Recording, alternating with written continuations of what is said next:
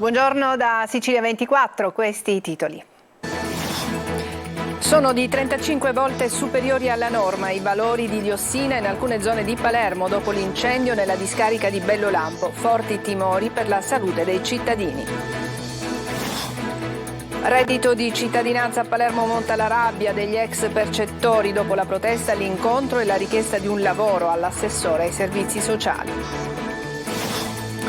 L'emergenza all'aeroporto di Catania provoca ancora disagi a passeggeri e turisti e non risparmia nemmeno gli artisti, cancellati eventi e concerti.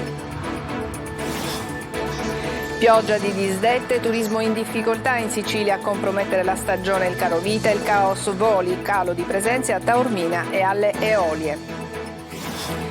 Battito infinito tour a Taormina, Eros Ramazzotti duetta con la figlia Aurora ed emoziona il pubblico. Calcio, la nuova vita di Francesco Lodi. Il Catania ha ufficializzato l'ingresso in dirigenza dell'ex capitano che da pochi giorni aveva annunciato il suo addio al calcio giocato. Si occuperà di affiliazioni e giovanili.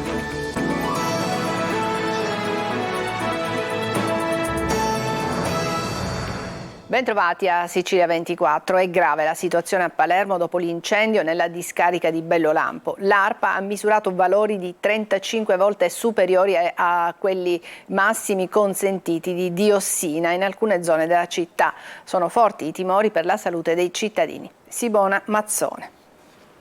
Il disastro di Bellolampo ha avuto una serie di ripercussioni non solo sui rischi per la salute pubblica, ma anche sul fronte dell'emergenza rifiuti, tanto che la raccolta bloccata in questi ultimi giorni ha provocato numerose discariche a cielo aperto a Palermo, un'allettante condizione per i piromani che hanno dato fuoco anche questa notte ai cumuli di spazzatura.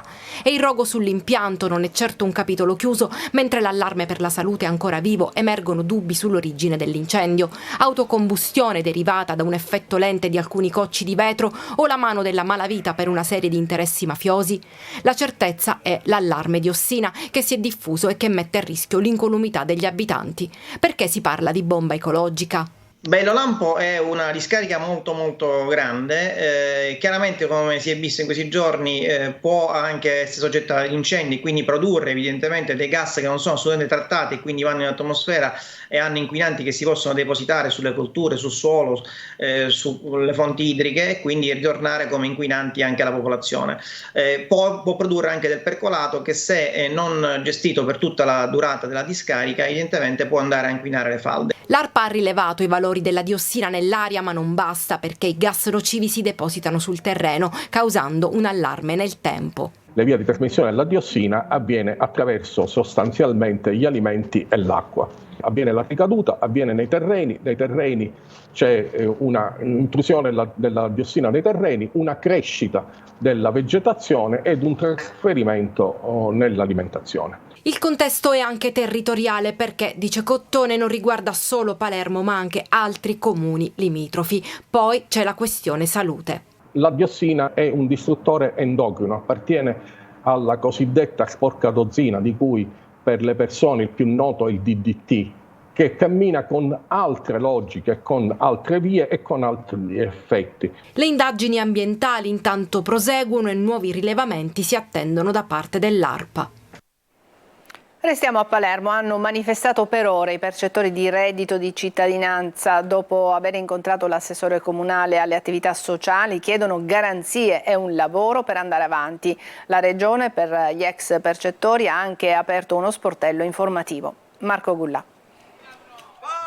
Dopo ore di manifestazione sono stati ricevuti dall'assessore comunale di Palermo alle attività sociali Rosi Pennino. Per loro, gli ormai ex percettori di reddito di cittadinanza che hanno manifestato a Palermo davanti all'ufficio dei servizi sociali, è stato anche attivato dalla Regione uno sportello informativo attivo da lunedì prossimo al Centro per l'Impiego in via Praga. Il governo ha passato la patata bollente ai servizi sociali dicendo, appunto, mandando questo messaggio dicendo che vi sospende il reddito di cittadinanza a meno che non venite presi in carico dei servizi sociali, quindi di fatto ha passato proprio la patata bollente, dando tutta la responsabilità ai comuni e quindi ai servizi sociali. Rabbia, disperazione e scoramento. I percettori che hanno ricevuto l'SMS di stop al sussidio non sanno cosa dovranno fare da settembre in poi. Questo scrive l'INPS, con tanti saluti. Questo è il messaggio che manda l'INPS. e loro si sono aumentati 1.200 euro di stipendio perché non possono campare, poverini. È il governo dei ladroni, perché loro sono stati tutti ladri, tutti denunziati, però che cosa fanno? Vanno contro la povera gente, contro chi non si può difendere perché non ha gli armamenti giusti per potersi difendere. Io penso che questo Stato non ha il diritto di stare a fare legge, perché uno Stato che affama 170.000 famiglie non è uno Stato che garantisce i propri cittadini. Io ad agosto prenderò l'ultima mensilità di agosto, dal mese successivo non so quello che devo fare. Sicuramente sarò sportato dal mio padrone di casa. Noi da qua, da oggi, non ci muoviamo finché l'assessore Pennino non gli darà una garanzia per tutti i percettori del reddito di cittadinanza, che ci prenda tutti in carico per prolungare fino al reddito di cittadinanza fino a dicembre del 2023. I manifestanti accusano il governo di spingere gli imprenditori ad aumentare il lavoro in nero. È stato mandato un SMS di morte da questa gente, perché quell'SMS è chiaro, adesso non so come aiutarti, vattene per la strada. E poi si aumentano i vitalizi, attivano i vitalizi e questa gente è costretta adesso di perdere la casa, di morire di fame e non poter fare la spesa. Quello che sta facendo il governo Meloni è proprio una guerra ai poveri ed è una bomba orologeria. Questa gente oggi scende accanita, ma domani sarà ancora peggio. Infatti noi questa non è più manifestazione, ma noi l'abbiamo nominata rivoluzione, perché adesso i siciliani non cercheranno più di manifestare, hanno bisogno di una dignità e continueranno a difendere la propria dignità. L'Anci Sicilia, durante l'incontro svoltosi questa mattina con l'assessore regionale al lavoro Nuccia Albano, ha ribadito la necessità di definire una misura di accompagnamento dopo la cancellazione del reddito di cittadinanza. L'emergenza all'aeroporto di Catania continua a provocare enormi disagi a passeggeri e turisti in visita in Sicilia, ma ha pure stravolto i cartelloni estivi con la cancellazione di tanti eventi in programma. Anche gli artisti non sono risparmiati dal caos voli. Lorena Dolci. Su di noi nemmeno una nuvola su. Prova a sdrammatizzare la situazione il cantante Pupo, che atteso ad Augusta per un concerto ha raccontato con ironia la sua disavventura. Bloccato in pista per mezz'ora avrebbe voluto intonare le note della sua canzone per intrattenere gli altri passeggeri, ma il clima non era dei più adatti. Qui c'è il caos, ha scritto, una cosa mai vista. Ron ha invece dovuto annullare il suo concerto. La cancellazione continua di voli, ha spiegato il cantante, ha reso difficile l'arrivo di un folto gruppo di musicisti. Decine di eventi in programma sono stati annullati, stravolgendo i cartelloni estivi per l'assoluta incertezza dei voli. Incertezza e caos invece che tanti turisti sono costretti ad affrontare da giorni. Una mezz'ora fa mi hanno dirottato, devo andare a Trapani. Io devo andare a Trapani con l'autobus, ci vogliono 4 ore per andare a Trapani. L'aereo è alle 11:45. Ho detto tutto. Devo prendere una coincidenza per gli Stati Uniti, ma nessuno mi sa dire se ce la farò. Questa è la fotografia della mattina, nonostante le rassicurazioni del presidente della regione Schifani, secondo cui si sta tornando alla normalità. In visita ieri allo scalo catanese, Schifani ha difeso dalle critiche, piovute da esponenti della sua stessa maggioranza, i vertici di ENAC e SACE per la gestione dell'emergenza. Con l'apertura del piccolo terminal si viaggia adesso al ritmo di 14 voli l'ora, ancora ben lontani dalla media del periodo. Ogni giorno la SACE sforna l'elenco dei voli cancellati o dirottati, che getta nella rabbia e nella disperazione i viaggiatori informati a poche ore dalla partenza. Il Terminal A, teatro del rogo del 16 luglio scorso, è pronto, spiega l'amministratore della SACE Nico Torrisi. Aspettiamo solo le autorizzazioni degli enti competenti per poter riaprire la struttura, ma giorni e giorni di danni e disagi non si cancellano con un colpo di spugna. Il governo intanto prepara un decreto per i ristori da 10 milioni di euro destinato proprio ai viaggiatori e agli operatori turistici danneggiati all'incendio all'aeroporto di Catania. Stagione turistica compromessa in Sicilia, le conferme arrivano dalla pioggia di disdette, pesanti ricadute a Taormina, un 20% in meno di presenze, e alle Eolie. Francesco Triolo.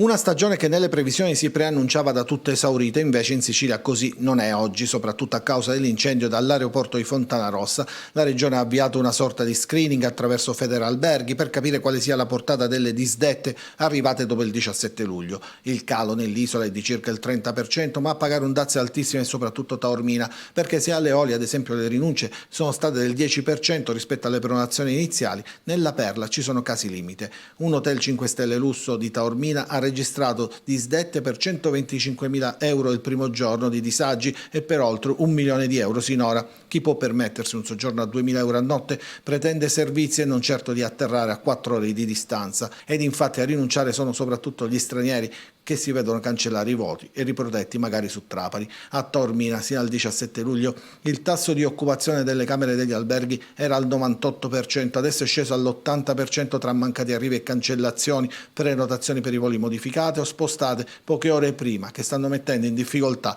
tutte le strutture. Il lavoro per la nostra reception è enorme perché non fanno altro che stare lì al telefono, rispondere a delle email, cercare di accontentare i clienti perché in qualche modo noi siamo il loro punto di riferimento, probabilmente molto più che un call center di una compagnia aerea, perché da noi rispondono degli esseri umani che lavorano nella struttura, che conoscono le problematiche, la prenotazione, sanno subito di chi stiamo parlando e quindi cercano di aiutare il cliente con la massima empatia. Ma gli albergatori segnalano anche come il danno economico sia invece maggiore, perché saltano anche i servizi accessori come le escursioni e il mancato introito si attesta intorno al 30-40%. Ma la preoccupazione anche e soprattutto per il danno di immagine a lungo termine. Le immagini dei disagi all'aeroporto di Catania, le lunghe code, le difficoltà nei collegamenti rischiano di scoraggiare chi vuole trascorrere un periodo di vacanza in Sicilia, e nemmeno i siciliani viaggiano, ma per una questione economica. Una famiglia su 3 non può permettersi una vacanza e anche i prezzi per una gita nell'isola sono esorbitanti, con tariffe per notte mediamente che si aggirano tra i 140 e i 200 euro. Secondo Confcommercio dunque sono 16 milioni gli italiani in vacanza, ma l'Istat stima che in Sicilia una famiglia su 3 resterà a casa, più di 720.000 persone su un totale di 2 milioni. Sentiamo il commento di Carmelo Calì, presidente di Confconsumatori Sicilia. Purtroppo vi è una Sicilia a 2 velocità, quelli che potranno andare in vacanza e quelli che non potranno permetterselo perché non hanno le risorse economiche necessarie. E questa è la realtà. Nel momento in cui pensiamo a tutelare i diritti di chi parte in vacanza, non possiamo certamente dimenticare quelli che resteranno a casa. Da questo punto di vista noi come associazione dei consumatori non possiamo che batterci perché tante somme vengono risparmiate. Ci riferiamo ad esempio alle bollette di luce, acqua, gas, eccetera, esose in questi mesi, e comunque a tutte quelle spese che salassano i consumatori e che adesso alla fine dei conti impediscono il meritato riposo a chi avrebbe anche diritto a farlo. E adesso vi mostriamo le immagini fornite dai carabinieri della sparatoria con 2 feriti avvenuta il 31 luglio a Catania, in via Santa Maria della Catena. Come si può vedere, la lite è iniziata all'interno di un bar ed è continuata per strada, dove 2 persone si sono confrontate pistole in pugno. In una delle immagini si distingue nettamente la pistola in mano a uno dei 2 contendenti, entrambi appartenenti a clan mafiosi. Per loro il GIP ha convalidato il fermo per tentato omicidio. All'origine dell'agguato ci sarebbe un debito non pagato. Dalle indagini è emerso che chi ha sparato ad altezza d'uomo non ha colpito il rivale, ma 2 persone estranee alla lite. Ancora sbarchi e tragedie in mare. Nella notte un barchino è affondato vicino a Lampedusa, 57 persone sono state tratte in salvo, ma è ancora viva l'emozione per la sorte di un bambino di 1 anno e mezzo, morto durante una traversata e gettato in mare. Sentiamo Simona Mazzone. Ancora una tragedia del mare legata ai viaggi della speranza nel canale di Sicilia. Protagonista e vittima di questo ennesimo episodio, un bambino di 1 anno e mezzo che è morto. Si trovava su un barchino di 7 metri partito da Sfax in Tunisia. Il suo corpicino è stato abbandonato in mare insieme a quello di un 20enne della Costa d'Avorio. A raccontarlo ai finanzieri sono stati alcuni testimoni tra i 39 migranti soccorsi e trasferiti a Lampedusa. Sull'isola poi una giovane nigeriana al 9° mese di gravidanza ha perso il bimbo bimbo che aveva in grembo subito dopo lo sbarco avvenuto ieri sera al Molo Favarolo. Al momento sono 2.200 i migranti ospiti dell'hotspot di Lampedusa a fronte dei 400 posti disponibili. Anche questa è stata una notte di sbarchi dove, dopo il soccorso di 20 barchini, sono approdati circa 800 migranti, tra cui donne e minori. Ad agganciare le carrette le motovedette della Guardia Costiera e della Guardia di Finanza, ma anche i natanti di Open Arms e della ONG Astral che hanno soccorso diversi gruppi di migranti. Sull'isola in 24 ore ci sono stati 38 sbarchi con un totale di 1.377 persone e attualmente sono oltre 2.200 i migranti ospiti dell'hotspot, anche se alcune centinaia sono state trasferite a Porto Empedocle. E se una donna al 9° mese di gravidanza ha perso il suo bambino, un'altra invece proprio oggi sbarcata a Lampedusa ha messo al mondo il suo bambino chiamato Eli di 2,8 kg. Ad aiutare la 32enne della Costa d'Avorio sono stati i medici dell'ASP di Palermo che al Molo Favarolo di Lampedusa si occupano del triage di tutti i migranti. Mamma e figlio stanno bene. Adesso una pausa, ci vediamo tra poco.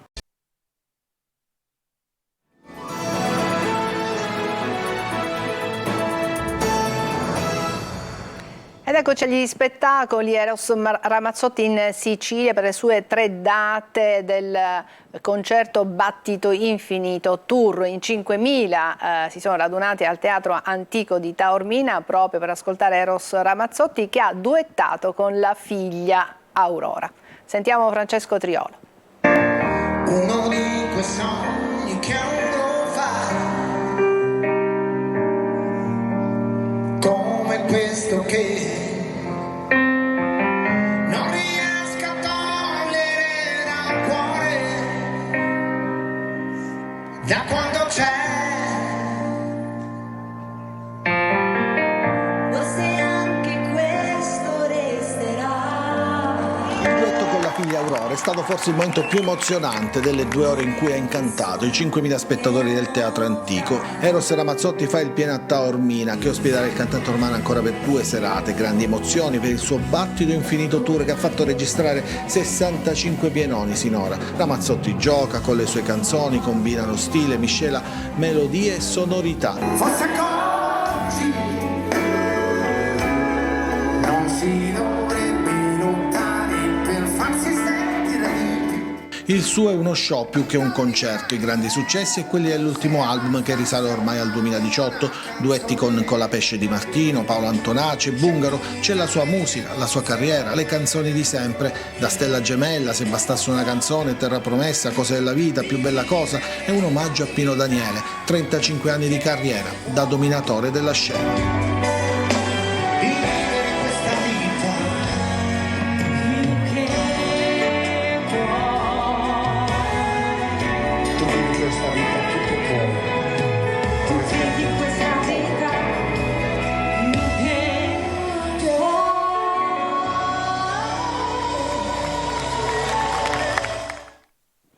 Breve pausa e poi parleremo di calcio e dell'ingresso di Ciccio Lodi nella dirigenza del Catania. A tra poco.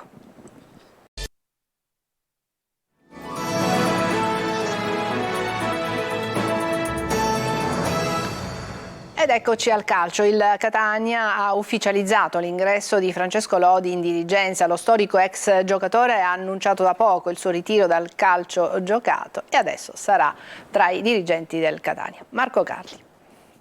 La giornata dell'arrivo a Catania del nuovo portiere Livieri alla prima seduta col gruppo rossazzurro diventa inevitabilmente la giornata di Ciccio Lodi. Lui, bandiera rossazzurra, entra nella dirigenza del Catania, lo annuncia il vicepresidente Grella. Io penso come simbolo di rappresentanza una figura riconosciuta non solo in Italia ma in tutto il mondo.